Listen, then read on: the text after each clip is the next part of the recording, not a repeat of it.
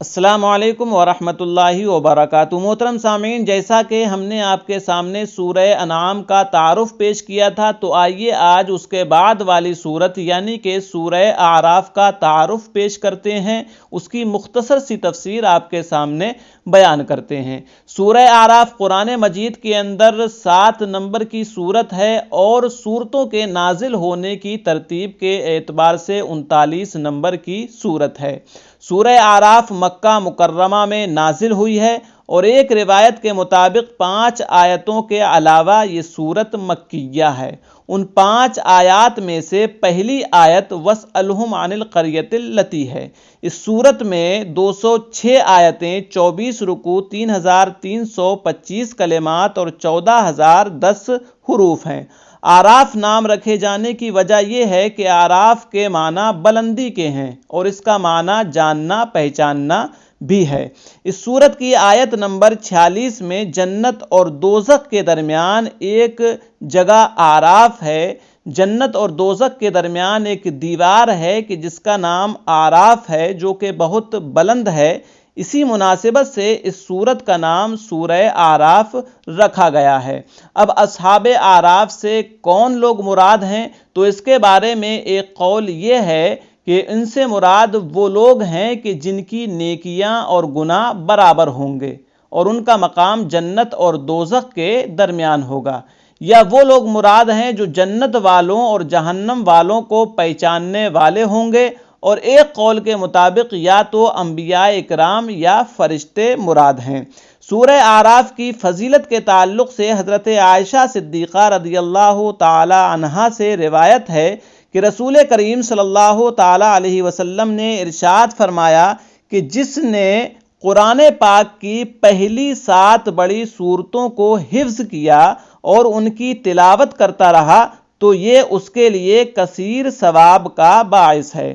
ان 7 سورتوں میں سے ایک سورت یہ سورہ اعراف بھی ہے۔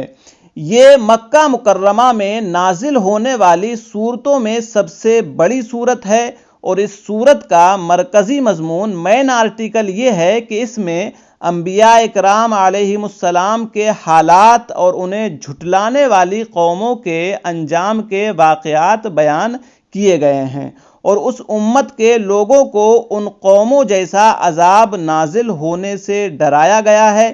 ایمان اور نیک اعمال کی ترغیب دی گئی ہے۔ نیز اس صورت میں اسلام کے بنیادی عقائد جیسے کہ اللہ تعالیٰ کی وحدانیت، اس کے وجود، وحی اور رسالت، مرنے کے بعد دوبارہ زندہ کیے جانے کا بیان ہے۔ اعمال کی جزا ملنے کو تفصیل کے ساتھ بیان کیا گیا ہے۔ اس کے علاوہ اس سورت کے اندر اختصار کے ساتھ قرآن اللہ تعالیٰ کا کلام اور اس کی نعمت ہے، اور قرآن پاک کی تعلیمات کی پیروی اتباع ضروری ہے، اس کا ذکر کیا گیا ہے۔ قیامت کے دن اعمال کا وزن ضرور کیا جائے گا، اس کا تذکرہ ہے۔ دوبارہ حضرت آدم علیہ السلام اور ابلیس کا واقعہ بیان کیا گیا ہے۔ اس میں حضرت آدم علیہ السلام کی تخلیق، فرشتوں کا انہیں سجدہ کرنا، شیطان کا سجدہ کرنے سے تکبر کرنا، شیطان کا مردود ہونا، حضرت آدم علیہ السلام کے ساتھ اس کی دشمنی، اور حضرت آدم علیہ السلام کی جنت سے زمین کی طرف آمد کا بیان ہے۔ کفار و مشرکین کے اخروی انجام کو بیان کیا گیا ہے۔ قیامت کے دن ایمان لانے والوں کے حالات، جہنمیوں اور اعراف والوں سے ہونے والی گفتگو، اور اہل جہنم کی آپس میں کی جانے والی گفتگو کا بیان ہے۔ اللہ تعالیٰ نے اپنی عطا کردہ نعمتوں سے اپنے وجود اور اپنی وحدانیت پر استدلال فرمایا ہے، اس کا ذکر ہے۔ اس سورت کے اندر حضرت آدم علیہ السلام کے واقعے کے علاوہ 7 اور واقعات بیان کیے گئے ہیں۔ ان 7 واقعات میں ایک واقعہ حضرت نوح علیہ السلام اور ان کی قوم کا واقعہ ہے، دوسرا حضرت ہود علیہ السلام اور ان کی قوم کا واقعہ ہے، تیسرا حضرت صالح علیہ السلام اور ان کی قوم کا واقعہ ہے، چوتھا حضرت لوط علیہ السلام اور ان کی قوم کا واقعہ ہے، پانچواں حضرت شعیب علیہ السلام اور ان کی قوم کا واقعہ ہے، چھٹا حضرت موسیٰ علیہ السلام اور فرعون کا واقعہ ہے، اور 7واں حضرت موسیٰ علیہ السلام اور بلعام بن باعور کا واقعہ ہے۔ اس سورت کے آخر میں شرک کا تفصیلی رد ہے، مکارم اخلاق کی تعلیم کا ذکر ہے، وحی کی پیروی کرنے اور اللہ تعالیٰ کی طرف رجوع کرنے کا بیان ہے۔ سورہ اعراف 8ویں پارے سے شروع ہو کر 9ویں پارے میں مکمل ہوئی ہے۔ اس سورت کی ابتدا میں سرکار دو عالم صلی اللہ تعالیٰ علیہ وسلم کو تسلی دی گئی ہے کہ آپ کفار کے ظالمانہ رویے سے تنگ دل نہ ہوں، بلکہ اپنا فرض ادا کرتے رہیں اور اس کتاب مقدس کی تبلیغ میں سرگرم رہیں۔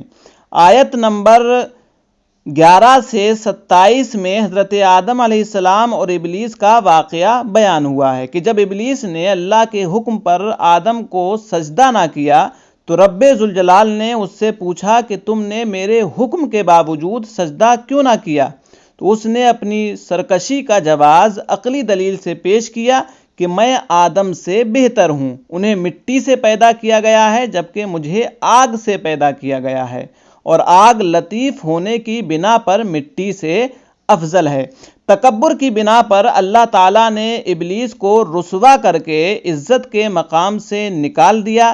ابلیس کے اللہ تعالیٰ سے قیامت تک مہلت طلب کرنے پر اللہ تعالیٰ نے اسے یہ مہلت عطا کر دی کہ اس پر اس نے کہا کہ میں صراط مستقیم پر گھات لگا کر بیٹھ جاؤں گا اور بنی آدم کو دائیں بائیں آگے پیچھے حتیٰ کہ ہر جانب سے گمراہ کروں گا۔ اللہ نے فرمایا تمہارے پیروکار، تمہاری اتباع کرنے والے جہنم میں جائیں گے۔ تو اللہ تعالیٰ نے حضرت آدم، حضرت حوا علیہ السلام کو جنت میں داخل کیا اور انہیں خاص درخت کے قریب جانے سے منع فرمایا۔ شیطان نے ان کو وسوسہ ڈالا اور مخلص اور خیر خواہ کا روپ اختیار کر کے کہا کہ آپ لوگوں کو اس درخت کے قریب جانے سے محض اس لیے منع کیا گیا ہے کہ اس کے قریب جا کر آپ لوگ فرشتے بن جائیں گے اور آپ لوگوں کو ابدی زندگی مل جائے گی۔ اس نے قسمیں کھا کر اپنی خیر خواہی کا یقین دلایا۔ پھر حضرت آدم علیہ السلام سے اجتہادی خطا ہوئی اور اس درخت کو چکھنے سے ان کی شرمگاہیں ظاہر ہوئیں اور وہ درختوں کے پتوں سے اپنے سطر کو ڈھانپنے لگے۔ یہاں قرآن نے یہ بھی بتایا کہ شیطان کا مقصد ان کے سطر کو بے حجاب کرنا تھا۔ اپنی اجتہادی خطا کا احساس ہونے پر حضرت آدم علیہ السلام نے توبہ کی اور ان کی توبہ قبول ہوئی۔ آیت نمبر 44 کے بعد والی آیات میں یہ بتایا گیا ہے کہ آخرت میں جنتی جہنمیوں کو پکاریں گے کہ ہم نے تو اپنے رب کے وعدے کو سچا پایا، بتاؤ تم نے کیسا پایا؟ تو ان دونوں کے درمیان سے ایک پکارنے والا پکارے گا کہ ظالموں پر اللہ کی لعنت ہو۔ مزید فرمایا کہ جنتیوں اور جہنمیوں کے درمیان حجاب ہوگا اور اعراف والے دونوں گروہوں کو ان کی نشانیوں سے پہچانیں گے اور جنتیوں کو سلام کریں گے اور جہنمیوں سے کہیں گے کہ تمہاری جماعت اور تمہارا تکبر آج تمہارے کسی کام نہ آیا۔ جہنمی جنتیوں سے کہیں گے کہ ہم پر تھوڑا سا پانی انڈیل دو اور جو نعمتیں تمہیں عطا ہوئی ہیں ان میں سے تھوڑا سا ہمیں بھی دے دو، مگر اللہ تعالیٰ نے فرمایا کہ یہ چیزیں کافروں پر حرام ہیں۔ تو جن لوگوں نے دین کو کھیل تماشا سمجھ رکھا تھا تو اللہ ان سے فرمائے گا کہ جس طرح تم نے قیامت کے دن کو فراموش کر رکھا تھا آج تم بھی نظر انداز کر دیے جاؤ گے۔ آیت نمبر 59 سے حضرت نوح علیہ السلام اور ان کی قوم کے حالات بیان کیے گئے ہیں کہ ان کی قوم کے سرداروں نے کہا معاذ اللہ آپ کھلی گمراہی میں ہیں۔ حضرت نوح علیہ السلام نے فرمایا کہ میں تو اللہ کا رسول ہوں اور میرا کام تمہاری خیر خواہی اور تم تک دعوت حق کو پہنچانا ہے۔ اس کے بعد قوم نوح کی تکذیب، طوفان نوح اور نوح علیہ السلام اور ان کے ساتھ کشتی میں سوار لوگوں کے سوا سب کے غرق ہونے کا ذکر ہے۔ آیت نمبر 65 سے حضرت ہود علیہ السلام اور ان کی قوم عاد کا ذکر ہے۔ قوم عاد نے بھی اللہ کے نبی پر طعن کیا کہ معاذ اللہ آپ حماقت میں مبتلا ہیں۔ پھر حضرت ہود علیہ السلام نے اپنی قوم کو وہی جواب دیا جو حضرت نوح علیہ السلام نے اپنی قوم کو دیا تھا۔ حضرت ہود علیہ السلام نے قوم عاد کو انعامات الہیہ کا شکر ادا کرنے کی تلقین کی تو انہوں نے انکار کر دیا، چنانچہ ان پر اللہ تعالیٰ کا عذاب اور غضب نازل ہوا۔ اللہ نے حضرت ہود اور ان کے ساتھیوں کو نجات دی اور آیات الہی کے جھٹلانے والوں کو نیست و نابود کر دیا۔ 73ویں آیت کے اندر حضرت صالح علیہ السلام اور ان کی قوم سمود کا ذکر ہے۔ قوم سمود کے مطالبے پر اللہ تعالیٰ نے حضرت صالح علیہ السلام کے معجزے کے طور پر چٹان سے حاملہ اونٹنی کو پیدا کیا اور انہیں حکم دیا کہ اسے چرنے کے لیے آزاد چھوڑ دیا جائے۔ قوم سمود کے لوگ بڑے طاقتور تھے اور یہ نرم زمین میں محلات گھر بناتے تھے اور پہاڑیوں کو تراش کر ان میں گھر بنایا کرتے تھے، گویا کو ان کو اپنی طاقت پر بڑا ناز تھا۔ پھر قوم سمود نے اللہ تعالیٰ کے حکم کی نافرمانی کی اور اونٹ کی کونچیں کاٹ دیں تو اللہ تعالیٰ نے ان کی اس سرکشی کی سزا اس طرح دی کہ ان پر رات کو زلزلے کا عذاب آیا اور صبح کو وہ اپنے گھروں میں اوندے منہ پڑے رہ گئے۔ آیت نمبر 80 سے حضرت لوط علیہ السلام اور ان کی قوم کا ذکر ہے کہ وہ بے حیائی میں اپنے زمانے کے سب لوگوں پر سبقت لے گئے۔ وہ اپنی جنسی خواہش کو غیر فطری طریقے سے پورا کرتے تھے اور جب اللہ کے نبی عذاب کا ڈر سناتے تو وہ اسے مذاق سمجھتے۔ بالآخر اللہ تعالیٰ نے ان پر عذاب نازل کیا، آسمان سے پتھر برسائے اور اس طرح ان کا نام و نشان مٹا دیا گیا، یہاں تک کہ حضرت لوط علیہ السلام کی وہ بیوی جو قوم لوط کی ہم خیال تھی وہ بھی عذاب سے نہ بچ سکی۔ صرف حضرت لوط علیہ السلام اور ان کے ساتھ قبیلے کے چند نیک لوگ ہی محفوظ رہے۔ آیت نمبر 85 سے حضرت شعیب علیہ السلام اور ان کی قوم اہل مدین کا ذکر ہے۔ قرآن نے بیان کیا کہ ان کی ناپاک خصلتیں یہ تھیں کہ وہ ناپ تول میں ڈنڈی مارتے اور دوسروں کو چیزیں کم تول کر دیتے تھے اور راستے میں بیٹھ کر اہل ایمان کو ڈراتے اور انہیں راہ راست سے روکتے تھے۔ انہیں یہ بھی کہا گیا کہ زمین میں فساد سے باز آ جاؤ اور اپنے سے پہلی سرکش امتوں کا انجام دیکھ لو۔ آیت نمبر 103 سے 129 تک حضرت موسیٰ علیہ السلام کی بعثت اور فرعون اور اس کے پیروکاروں کا ذکر ہے۔ موسیٰ علیہ السلام نے ان کو دعوت حق دی اور کہا کہ میں تمہارے پاس واضح نشانیاں لایا ہوں اور بنی اسرائیل کو میرے ساتھ بھیج دو۔ فرعون نے معجزات پیش کرنے کے لیے کہا تو حضرت موسیٰ علیہ السلام نے اپنا عصا زمین پر ڈالا تو وہ ایک واضح اژدھا بن گیا۔ انہوں نے اپنا ہاتھ گریبان سے نکالا تو وہ دیکھنے والوں کے لیے روشن ہو گیا۔ فرعون کے سرداروں نے حق کو قبول کرنے کی بجائے اسے جادو قرار دیا اور کہا کہ یہ تمہیں اپنے ملک سے نکالنا چاہتا ہے۔ انہوں نے کہا کہ اس معاملے کو ذرا ڈھیل دو اور جادوگروں کو جمع کرو۔ جادوگر جمع کیے گئے اور انہوں نے فرعون سے کہا کہ اگر ہم غالب آ گئے تو ہمارا انعام کیا ہوگا؟ تو اس نے کہا کہ تم ہمارے قریبی لوگوں میں شامل ہو جاؤ گے۔ جادوگروں نے حضرت موسیٰ علیہ السلام سے کہا کہ آپ پہل کریں گے یا ہم کریں؟ حضرت موسیٰ علیہ السلام نے کہا کہ تم پہل کرو۔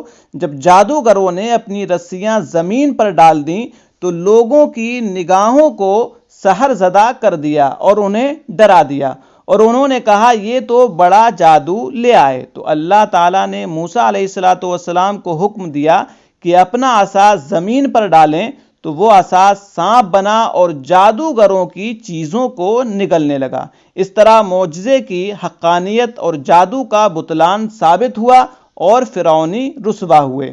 جادوگر سجدے میں گر پڑے، اللہ پر ایمان لے آئے۔ فرعون نے انہیں دھمکی دی کہ میری اجازت کے بغیر تم ایمان لے آئے میں تمہارے ہاتھ پاؤں مخالف سمت سے کاٹ دوں گا اور تمہیں سولی پر چڑھا دوں گا۔